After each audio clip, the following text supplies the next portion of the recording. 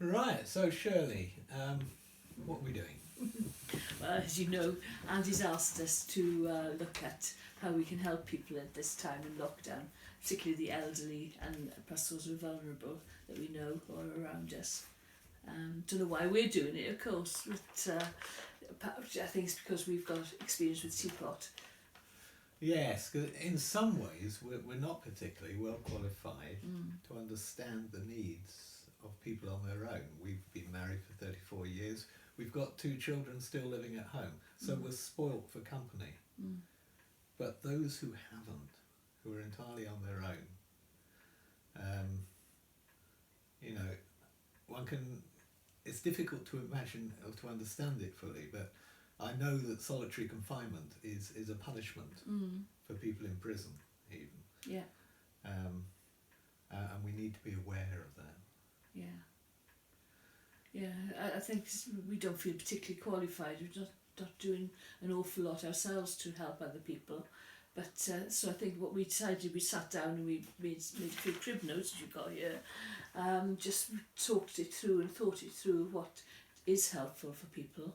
And so not saying we're coming from a great position of strength, but anyone can do something and we can all do something. We all should be doing something. Well, there's the thought.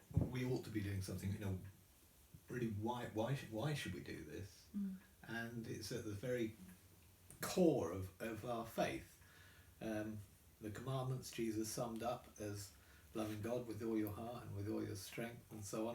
And secondly, love your neighbour as you love yourself, and all the other commandments are sort of based on those two. And you know, who is our neighbour? Yeah. And Jesus went on to explain the parable of the Good Samaritan. So your neighbour isn't just a fellow Christian, although we're told to, you know, Yeah, be so the good household to of all. faith is where you start. But the Good Samaritan makes a clear message that it's people completely outside of necessarily of our normal circle, anyone who is in need. Yeah, so how do we know who to reach out to in this way? Well, I mean, obviously, if you know people are living on their own, that's an indication of a possibility. But we really need to be praying about this. God knows where the need is, and it's His desire that that need should be met, and He will tell us. He will nudge us. He will encourage us in this, I'm sure, if we make ourselves available. Yes, I suppose it's the same with everything. Everything starts and finishes with prayer. That's what we're going from. But I'll look at my crib notes now because I don't want to forget anything that we've thought about.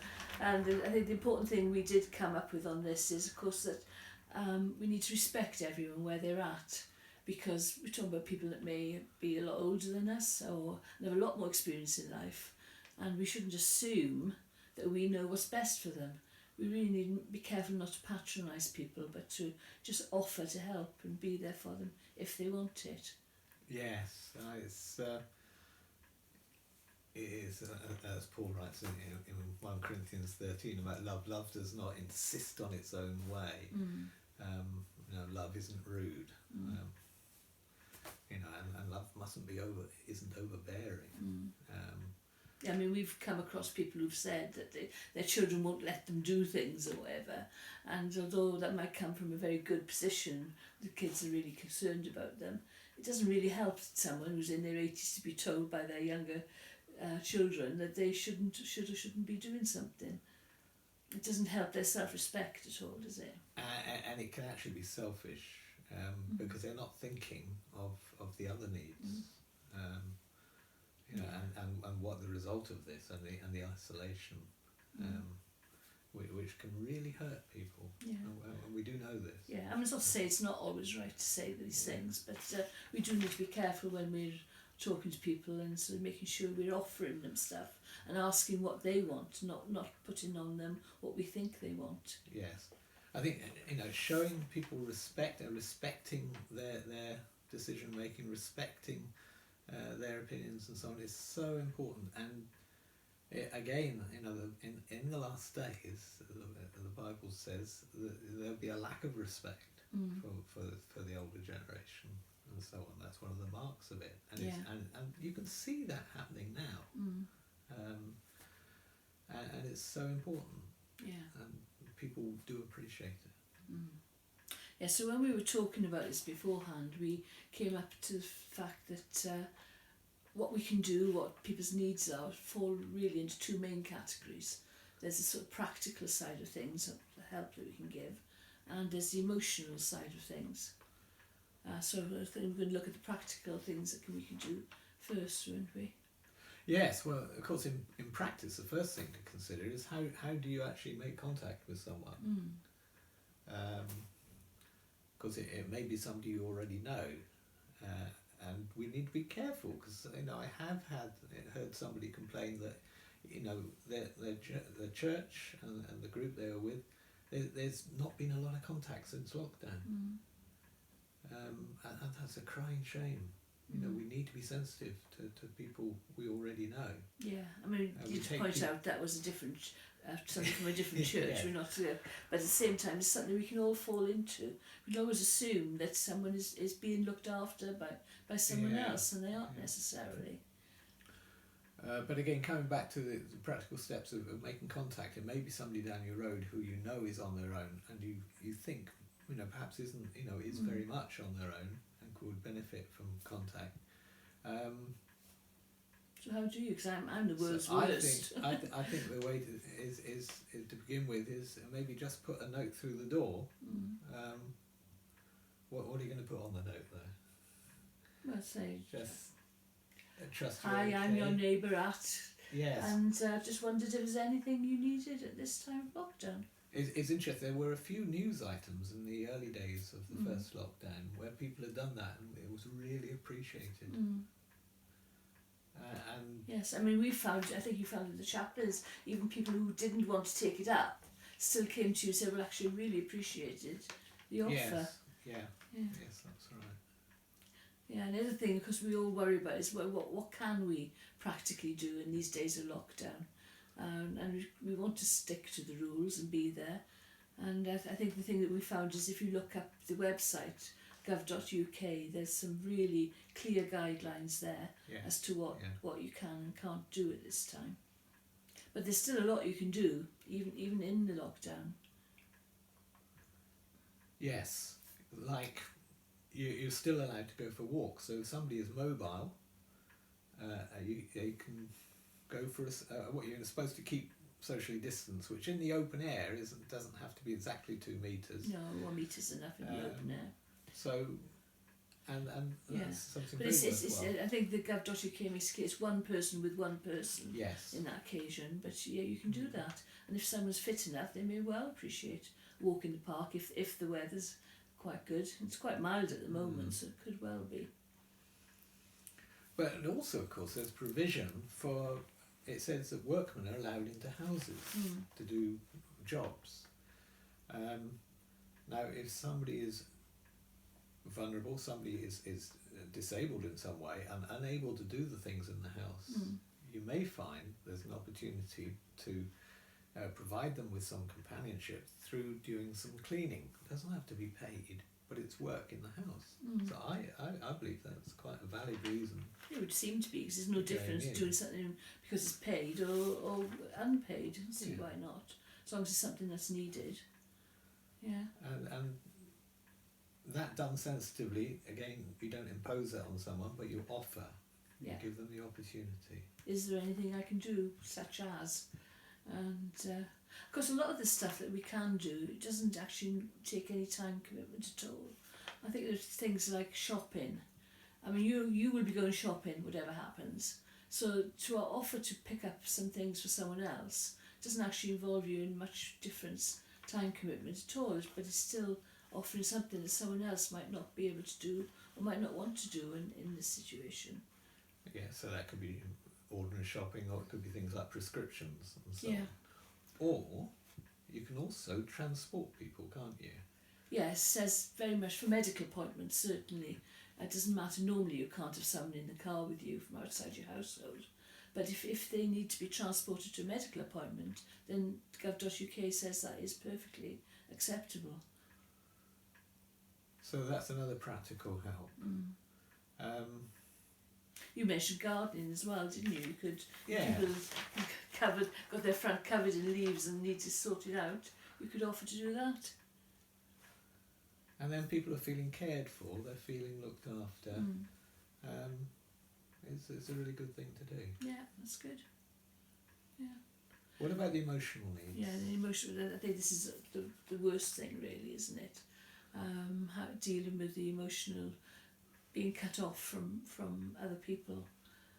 Certainly, people that we know at Teapot and I really miss actually seeing people and being able to get out and do things with people. Of course, for some people, they that's a constant. They don't have family, or they don't have family nearby, and the need is greater. But we can all feel it to a certain extent. So how can we help there? I mean, there are lots of different ways, aren't there? We can't actually go and spend time with someone in their house unless, of course, you're in a bubble. And of course, bubbling is a very practical thing that people can do. The government says that if you're in a household of only one, then you can bubble with another household of however many, as long as, and it's like being part of that household. So you can go round to them and have a meal with them. You can go round to them, have coffee, but it has to be. You can only bubble once. So if you're in a single household, you can only bubble with one other household, and if you're one of the other household, you can only bubble with one single person. So you may not be able to bubble with the person you're seeking to help, but you can facilitate them bubbling with someone else. I mean, you need to build up a relationship and have that sense of love and trust in order to be able to do that. But you can just suggest that they think of it themselves. Like, I know, for example, Muriel and Marion are spending time together at the moment, and that in effect is two single person households bubbling together. So people watching this, they may be in this situation, not just wanting to help other people, but actually having problems themselves, and plus you could think themselves of who they might be able to bubble with. And of course, there's always this question of how you get on with strangers, in a sense, or people you don't know particularly well, how to relate to them. Some extroverts don't find it so difficult, but Introverts do. I can say that. Well, I just thought of something that you don't make the mistake. You don't have to do all the talking. It's good to listen. Yeah. It's good, and older people have got a lot of memories. They've got a lot of things, which they can quite enjoy talking about. And it's amazing what you can learn about people you would not expect at all. But yeah, this mug sums it up really. Where are we? I was given this on my retirement.